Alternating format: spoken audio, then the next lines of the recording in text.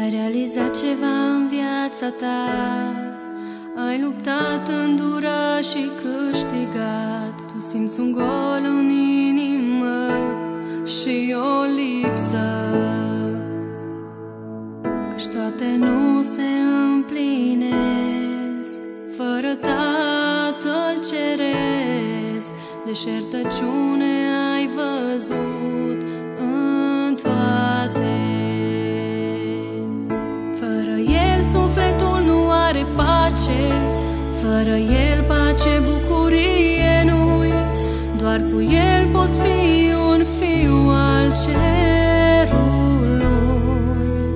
Fără El inima e de gheață, fără El totul este trist. Doar cu El le ai pe toate, ai viață veșnică în paradis.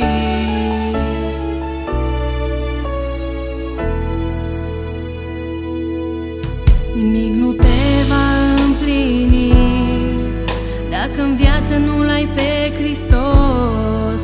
Vei avea sufletul sărac și trist totdeauna. Dar dacă tu îl primești, sufletul îți liniștești și ce-i mai minunat în viață tu primești.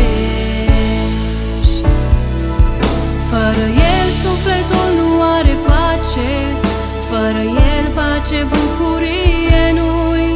Doar cu El poți fi un fiu al cerului. Fără El inima e de gheață, fără El totul este trist.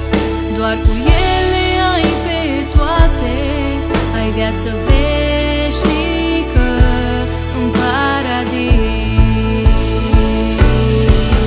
Fără El sufletul nu are pace, fără El pace, bucurie nu-i.